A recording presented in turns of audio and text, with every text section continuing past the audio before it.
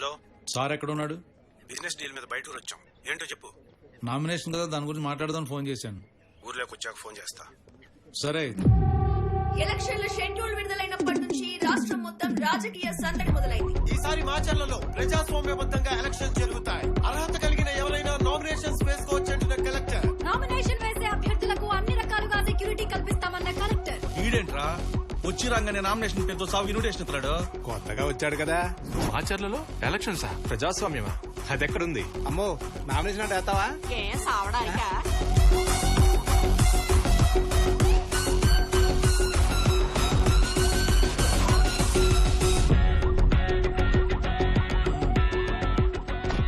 Morning.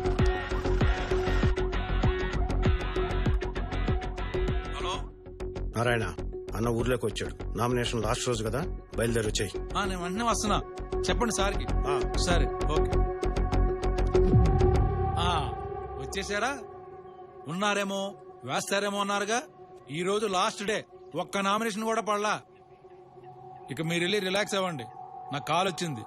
Rajappa ఇంటికి వెళ్ళి nomination paper మీద సంతకం పెట్టించుకుని వస్తా. మీరు వెళ్ళడం ఏంటి? క్యాండిడేట్ కదా రావాలి. ఆయన రాడు, మనమే వెళ్ళాలి. ఇది రాజప్ప రూల్. రావాలి, ఆఫీస్ కి వచ్చి నామినేషన్ వేయాలి. ఇది గవర్నమెంట్ రూల్. గవర్నమెంట్ రూల్స్ బానే ఉంటాయి సార్, అవి పాటిస్తేనే ప్రాణాలు పోతాయి. నాకంత ధైర్యం లేదు. మీరు సస్పెండ్ చేసుకుంటారో చేసుకోండి, ఉద్యోగం తీసేస్తారో తీసేయండి, ట్రాన్స్ఫర్ చేసుకుంటారో చేసేయండి. నేను మాత్రం వెళ్తున్నాను అంతే. రూల్స్ అంటే రూల్స్, గవర్నమెంట్ రూల్స్. ఎవరికి కావాలి సార్? చెప్పు.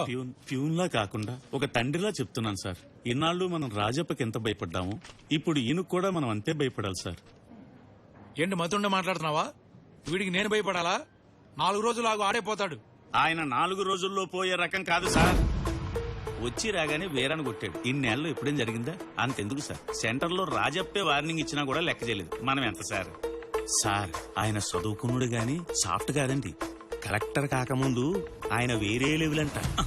సార్ అటో సార్ చూడండి.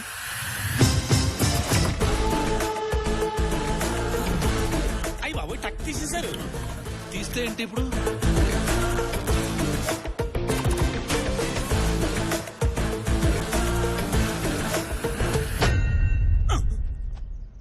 సార్ ఆ రాడ్డు రోడ్డు మీద పడింది కాబట్టి సరిపోయింది, కానీ అదే మనిషి మీద పడితే. నారాయణ గారు రండి, ఓ టీ ఇద్దాం.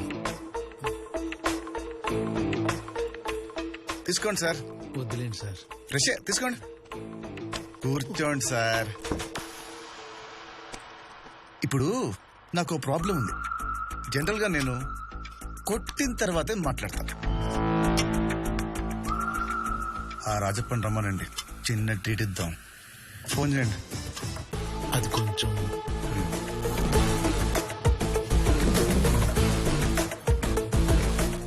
మీరు మీ మావటం. ఓహో, రాజప్ప గాడ్. మరి భక్తుడు పిలిస్తే భగవంతుడు రాడా? వచ్చేస్తాడు. రింగ్ అవుతుంది, మాట్లాడండి. మాట్లాడు. హలో. ఏంటి ఇంకా రాలేదు? టైం అవుతుంది, అన్న వెయిట్ చేస్తున్నాడు. అది రాజప్ప గారికి ఒక్కసారి ఫోన్ ఇవ్వ, మాట్లాడాలి. అన్నా, నారాయణ మాట్లాడాలంట. చెప్పు నారాయణ.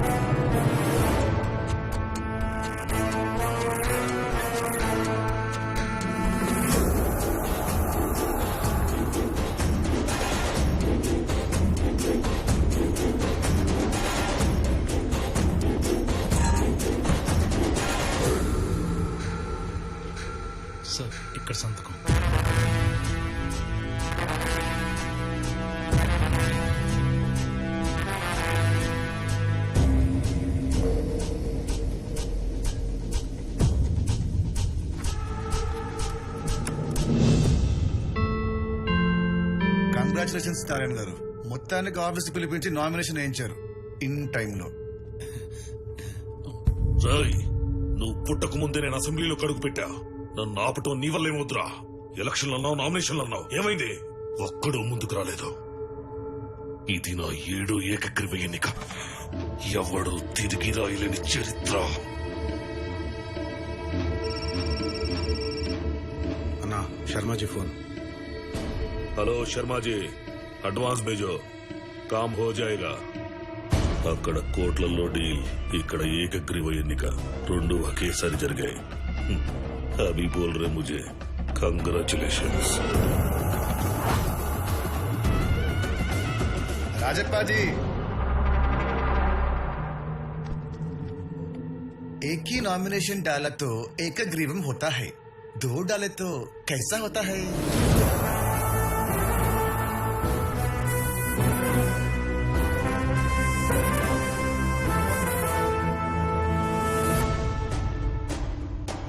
उधर देखो जी.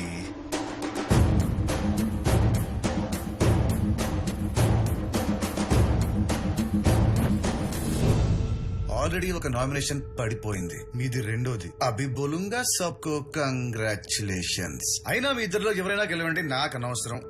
నాకు ఎలక్షన్స్ జరగటమే ముఖ్యం. వెనక ముందు చూసుకోకుండా నాకే ఎదురుస్తున్నావు. జింక ఎంత పరిగెత్తినా పులి పంజాకి దొరకనంత వరకే. Same conditions apply. నా పంజాకి నువ్వు దొరకనంత వరకే. పులి జింక తొక్క తోలన్నావంటే బొక్కలేసి తొక్కించేస్తా నాకు కొడక. నారాయణ మూర్తి గారు, నీ పేరేంట్రా? నీ పేరేంటి? అయితే ఏడుగురా గొప్ప. కలెక్టర్ మీద చేస్తే గవర్నమెంట్ మీద చేస్తే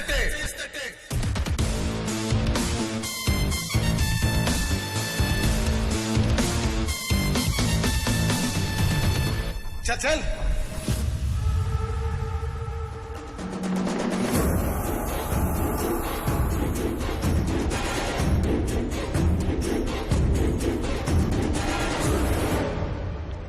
నమస్తే రాఘవయ్య గారు. నమస్కారం. సార్ నమస్తే సార్. ఇన్నాళ్ళకి ఫస్ట్ టైం నామినేషన్ పడింది. ఈ సంతోషంలో మన ఊర్లో జాతర జరిపిస్తున్నాం, మీరు తప్పకుండా రావాలి. ఏ రావచ్చుగా. నాకు జాతరంటే భయం, నేను రాను.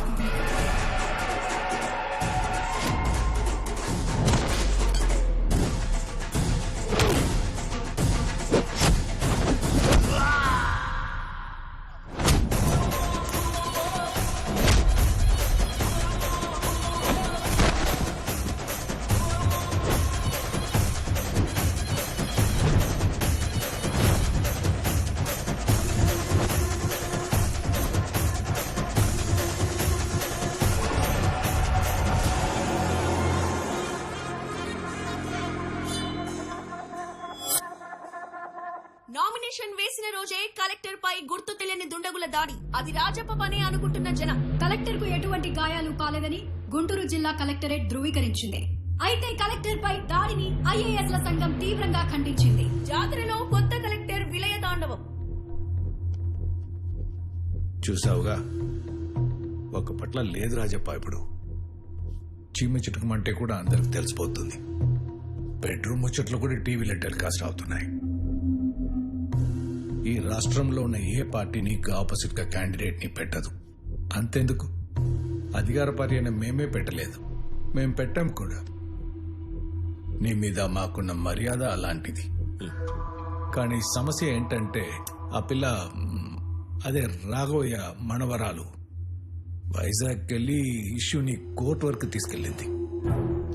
ఇప్పుడు ఇవన్నీ చూసి సుప్రీంకోర్టు సుమోటోగా కేసు తీసుకుంది అనుకో, నీ రాజకీయ భవిష్యత్తుకే ప్రమాదం.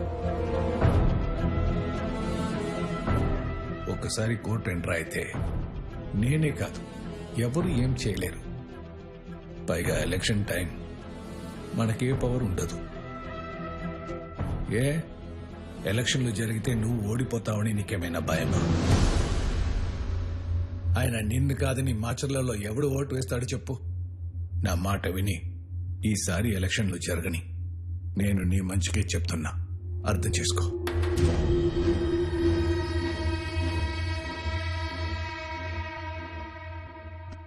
నువ్వు చెప్పినట్టే చేశా. రాజపై ఎలక్షన్లకి ఒప్పుకున్నట్టే. అది చాలు సార్, మిగతా అది నేను చూసుకుంటాను.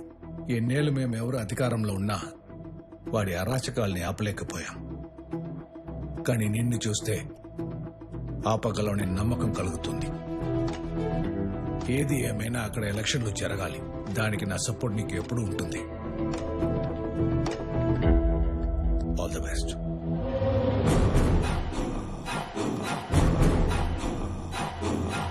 ఆ సీఎం చెప్పాడు, నువ్వు తలుపుకుని చేస్తావా? ఆ రోజు నువ్వు కొట్టావు, నా మీద ఎగిరావు. ఇప్పుడు ఏమైంది నీ 30 ఏళ్ల పరువు?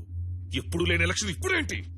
కోర్టులకి జడ్జిలకి భయపడి వదిలేస్తే రేపు 10 మంది పోటీ చేస్తారు. నా టర్మ్ వచ్చినప్పుడు నేను అయ్యా బాబుని అడ్డమైన కొడుకులందరికీ ఓట్లు అట్టుకోవాలా?